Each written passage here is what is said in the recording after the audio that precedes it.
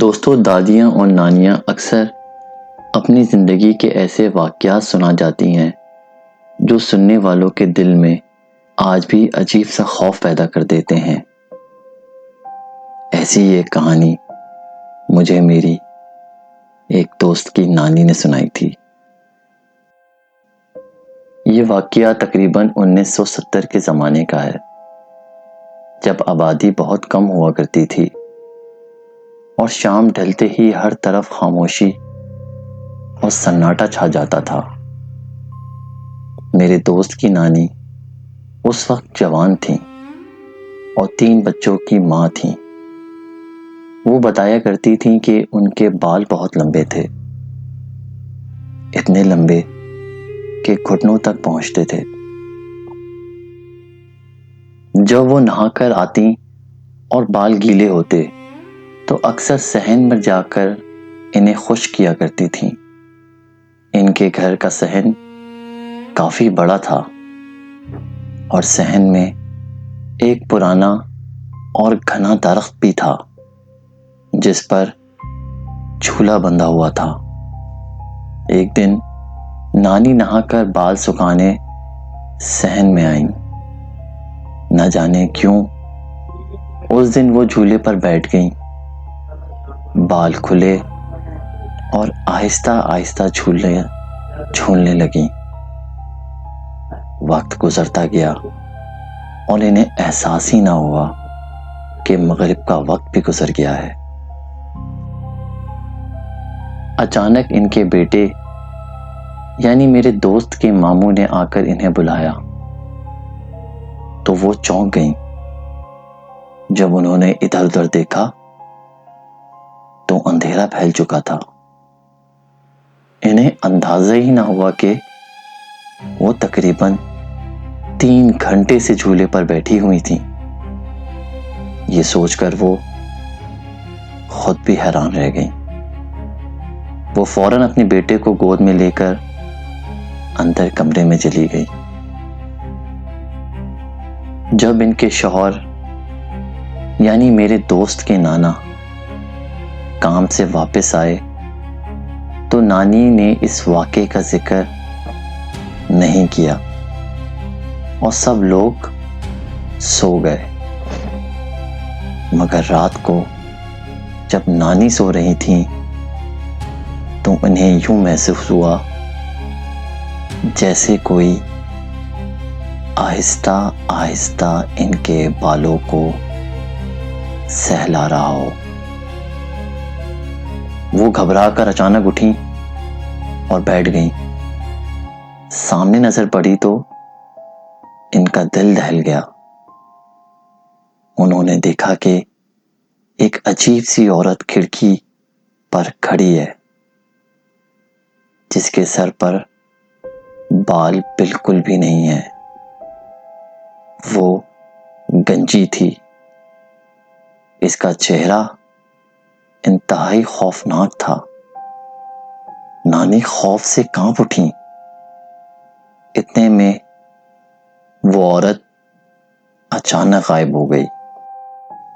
نانی فوراً بستر سے اٹھیں، جگہ بدل کر دوبارہ لیٹ گئیں، مگر اس رات انہیں نیند نہیں آئی۔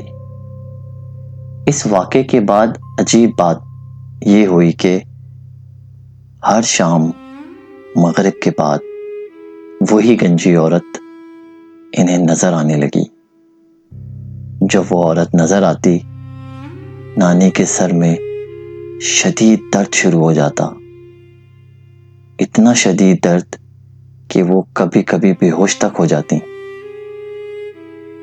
ایک رات گھر کے سب لوگ سو رہے تھے کہ اچانک نانی کی آنکھ کھل گئی۔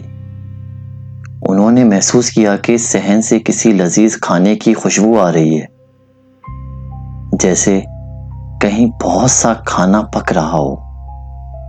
حیران ہو کر وہ آہستہ سے اٹھیں اور کمرے کا دروازہ کھولا، اور دروازہ کھلتے ہی جو منظر انہوں نے دیکھا اس پر انہیں اپنی آنکھوں پر یقین نہ آیا۔ صحن میں بڑی بڑی دیگیں چڑھی ہوئی تھیں اور کئی عورتیں مل کر کھانا پکا رہی تھیں۔ انہی عورتوں میں وہ گنجی عورت بھی شامل تھی جو اکثر نانی کو نظر آتی تھی۔ ایسا لگ رہا تھا جیسے آدھی رات کو کوئی عجیب سی محفل سجی ہو۔ وہاں بچے بھی کھیل رہے تھے۔ نانی کے مطابق وہ مخلوق دیکھنے میں انسانوں سے کافی مختلف تھی۔ وہ ڈر کے مارے فوراً واپس مڑی اور اپنے شوہر کو جگایا۔ نانا بھی خاموشی سے آ کر یہ منظر دیکھنے لگے۔ وہ بھی حیران اور خوفزدہ رہ گئے۔ دونوں نے وہ رات جاگ کر گزاری۔ اگلے دن نانا ایک بزرگ مولانا صاحب کو گھر لے آئے۔ انہوں نے پورا واقعہ سنایا اور پھر کہا، تمہارے صحن کے اس درخت پر ایک پراسرار مخلوق کا پورا خاندان رہتا ہے۔ اس میں ایک عورت تمہاری بیوی کے بالوں پر عاشق ہو گئی ہے۔ یہ سن کر نانا اور نانی دونوں بہت خوفزدہ ہو گئے۔ مولانا صاحب نے کچھ دم کیا، کچھ دھاگے دیے اور گھر کے مختلف کونوں میں باندھنے کو کہا۔ پھر انہوں نے اس مسئلے کا حل یہ کہا کہ نانی اپنے بال کٹوا لیں اور صحن کا وہ درخت بھی کاٹ دیں۔ اگلے ہی دن نانا نے درخت کاٹنے والے کو لے آئے، مگر جب بھی وہ درخت کاٹنے کی کوشش کرتے، کوئی اندیکھی طاقت انہیں دھکا دے دیتی۔ اس طرح جب نانی کے بال کاٹنے لگے تو محسوس ہوتا جیسے کوئی ان کا ہاتھ پکڑ کر روک رہا ہو۔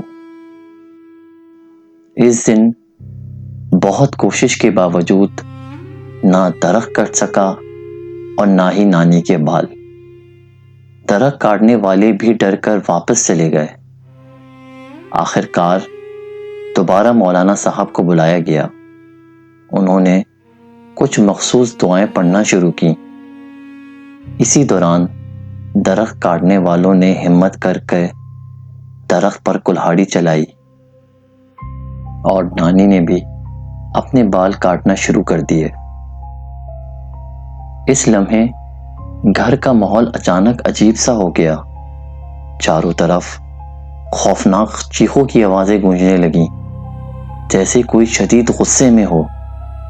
مگر جیسے ہی درخت مکمل کٹ گیا اور نانی کے بال بھی کٹ گئے، سب کچھ اچانک پرسکون ہو گیا۔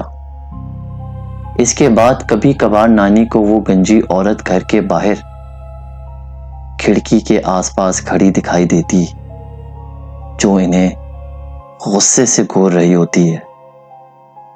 اس واقعے کے بعد نانی کافی عرصے تک بیمار رہیں، مگر علاج کے بعد آہستہ آہستہ سب کچھ ٹھیک ہو گیا۔ پھر زندگی میں دوبارہ کبھی ایسا واقعہ پیش نہیں آیا۔ تو دوستو، کیسی لگی آپ کو آج کی ہماری یہ سٹوری؟ اگر سٹوری پسند آئی ہے تو کامنٹس میں لازمی بتائیے گا۔ ویڈیو کو لائک کریں اور چینل کو سبسکرائب کریں۔ ملتے ہیں اگلی ویڈیو میں، جب تک کے لیے اللہ حافظ۔